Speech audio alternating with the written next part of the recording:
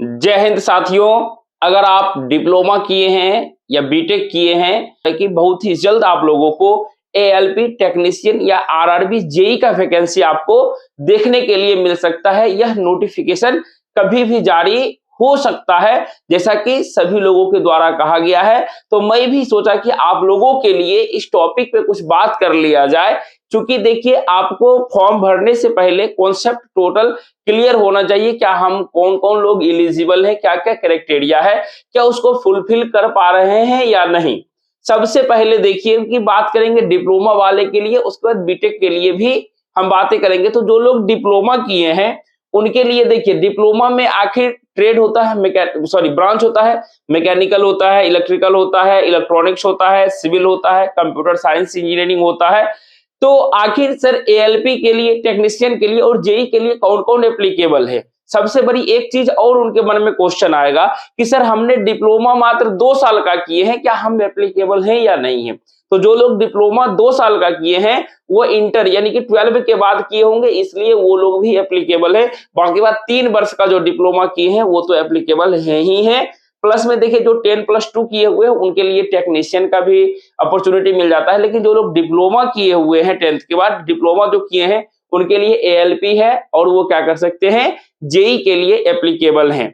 तो देखिए कि एएलपी के लिए आपको मैकेनिकल इंजीनियरिंग या प्रोडक्शन से होना चाहिए, इलेक्ट्रिकल वाले एलिजिबल है, इलेक्ट्रॉनिक्स वाले एलिजिबल है, लेकिन कंप्यूटर साइंस और सिविल वाले एलिजिबल नहीं है इसके लिए, एएलपी टेक्नीशियन के लिए। लेकिन वो जेई के लिए एप्लीकेबल होंगे, जेई के लिए एप्लीकेबल हैं।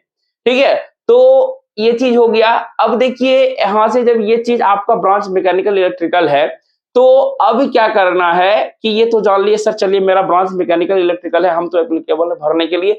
पूरा एनर्जी अभी आएगा आपके अंदर में, जुनून आएगा वीडियो देख के। लेकिन आपको यही जुनून को बरकरार रखना है जब तक कि आपका एग्जाम नहीं निकल जाता है, तब तक जब तक कि फाइनल सिलेक्शन नहीं लेते हैं तब तक यही जुनून को बरकरार रखना पड़ेगा।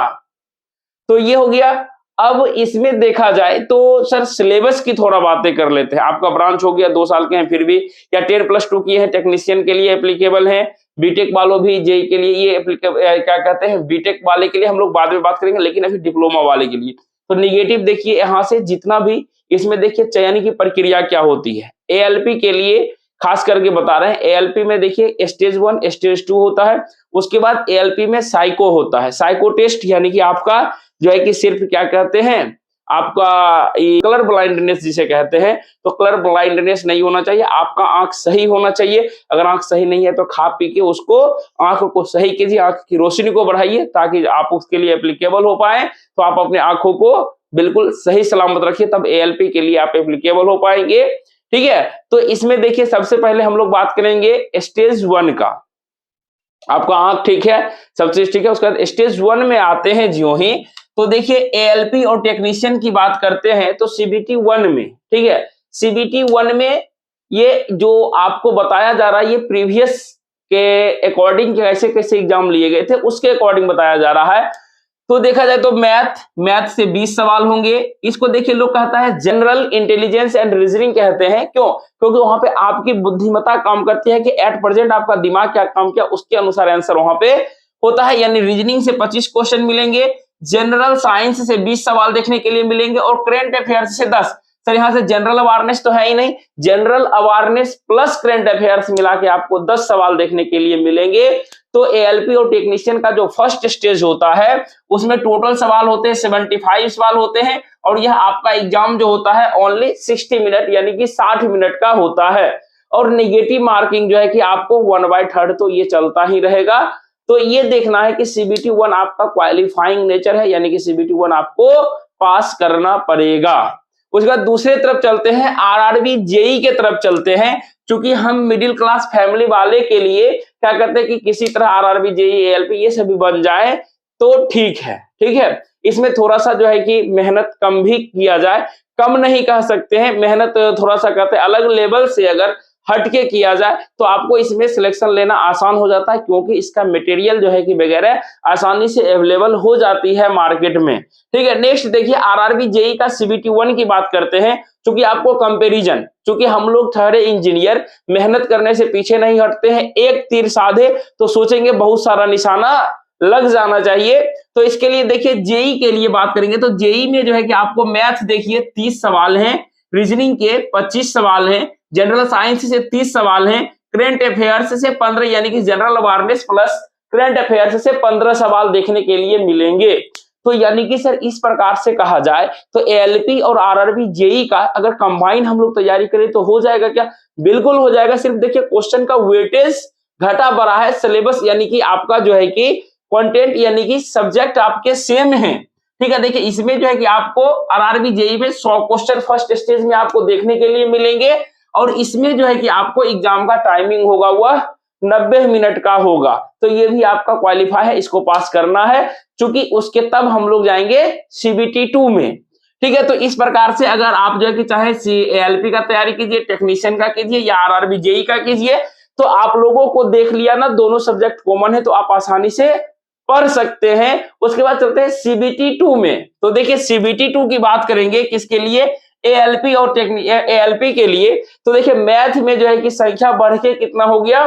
25 क्वेश्चन यानी 25 सवाल हो गए, रीजनिंग के 25 सवाल हैं। देखिए ये बेसिक साइंस यानी कि बेसिक साइंस एंड इंजीनियरिंग, सिर्फ इंजीनियरिंग में इंजीनियरिंग ड्राइंग होता है, जो आप डिप्लोमा में किए होंगे ड्राइंग वगैरह पढ़े होंगे, या जो आईटीआई के होंगे ड्राइंग पढ़ते हैं, उस ड्राइंग से भी जो है कि आपके यानी दोनों मिला के 40 सवाल। तो सर ये बेसिक साइंस का मतलब क्या हुआ? तो इस बेसिक साइंस में आपको फिजिक्स और केमिस्ट्री रहेगा, बायोलॉजी नहीं रहेगा। लेकिन इस जनरल साइंस में physics, chemistry, biology first stage में तीनों रहता है, सेकेंड में सिर्फ आपको फिजिक्स और केमिस्ट्री रहेंगे। ठीक है, तो अब देखिए यहां से बेसिक साइंस में यहां से देखिए ये चीज हो गया आपको। नेक्स्ट देखिए उसके बाद है general awareness and current affairs. General awareness and current affairs से आपके 10 सवाल देखने के लिए आपको मिलेंगे ही मिलेंगे। तो इस प्रकार से, और देखिए जब पार्ट, इसमें से 2 पार्ट होता है सीबीटी 2 में, पार्ट ए पार्ट बी। तो पार्ट ए में आपका फुल्ली नॉन टेक है और पार्ट बी में आपका टेक है, यानी कि जो आपसे ट्रेड जो लेंगे। अब देखिए सर ट्रेड क्या बात है? ट्रेड की चर्चा तो आईटीआई में होती है, में क्या कहते हैं इसमें तो मैकेनिकल में अपना डिप्लोमा में जब करते हैं तो ब्रांच की चर्चा होती है। तो इसमें देखिए कि आपको जो है ना कि थोड़ा सा दिमाग से काम करना पड़ेगा। क्यों? क्योंकि जैसे कि मैकेनिकल जिनका है प्रोडक्शन है, तो ये लोग देखिए कि फीटर, ठीक है, फीटर चुनाव करेंगे, जो इलेक्ट्रिकल से इलेक्ट्रीशियन ले लेंगे, इलेक्ट्रॉनिक्स वाले के लिए इलेक्ट्रीशियन एंड इलेक्ट्रॉनिक्स दोनों में से कोई भी ले सकते हैं। तो लेकिन आता है बहुत सारा, रेफ्रिजरेशन, एयर कंडीशन है, हीट, बहुत सारा आता है, लेकिन वैसा चीज मार्केट में चूज कीजिएगा जो चीज का मटेरियल आसानी से अवेलेबल हो जाए, उससे पढ़िएगा। क्योंकि आपका यह चीज जो है कि पार्ट बी सिर्फ देखिए इसमें टोटल 75 क्वेश्चन होंगे, और इस 75 जो है कि आपको क्वालिफाइंग नेचर का है, तो आपको सिर्फ क्वालिफाई करना है, यानी कि 35% आपको क्वालिफाई करना रहता है, इसमें से मार्क्स लाने रहते हैं। ठीक है, तो देखिए इस प्रकार से टोटल अगर देखा जाए सीबीटी 2 में तो 175 सवाल होते हैं, और यह एग्जाम जो होता है आपको 2 आवर 30 मिनट्स का होता है। नेक्स्ट देखिए अब जो है कि फर्स्ट यानी पार्ट ए के लिए आपको 90 मिनट दिए जाते हैं, और पार्ट बी के लिए 60 मिनट आपके लिए दिए जाते हैं। तो यहाँ पे आपको मेंशन करना है, तो ये देख लिए। तो अब थोड़ा सा आरआरबी जेई सीबीटी 2 के बारे में बात कर लेते हैं। तो सीबीटी 2 देखिए, तो जनरल अवेयरनेस 15 सवाल है, फिजिक्स एंड केमिस्ट्री 15, जो कि यहाँ पे बेसिक साइंस एंड इंजीनियरिंग में है।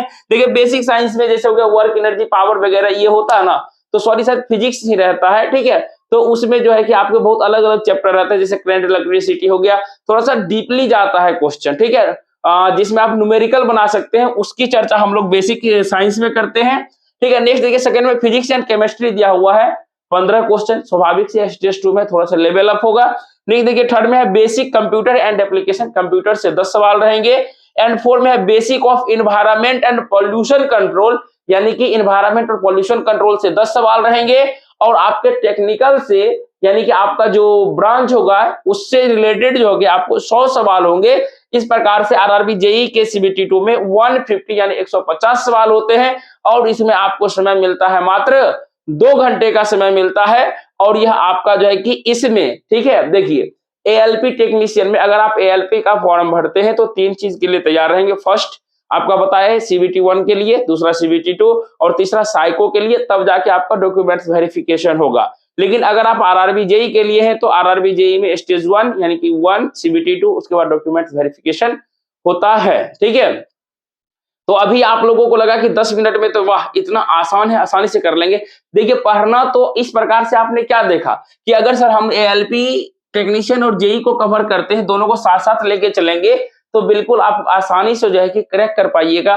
कोशिश ये रहेगा कि देखिए कि सीबीटी 1 में फुल्ली नन टेक है दोनों विषय में, तो जान जी लगा देना है। सीबीटी 2 में जाइएगा उसमें भी नन टेक है और टेक्निकल के कुछ कुछ पोर्शन है। ठीक है, तो टेक्निकल तो मैक्सिमम आपको कहां ध्यान देना है, नन टेक पर ध्यान देना है। अगर आपका नन टेक अभी से आज से सोच लीजिए कि हमको नन टेक बहुत बढ़िया करना है, अगर आप नन टेक में बहुत अच्छा कर लेते हैं तो आपका जो है कि इसमें नौकरी होने से कोई नहीं रोकेगा। ये जो है कि लग जाइए कहीं पर भी, और जहां तक हमसे हो पाएगा हम हेल्प करेंगे, आप लोगों को जरूर कोऑपरेट करेंगे। बाकी आप लोगों को क्या चीज की और कोई मन में डाउट क्वेश्चन है तो आप लोग कमेंट करें जरूर, हम आपके सवाल का जवाब जरूर देंगे।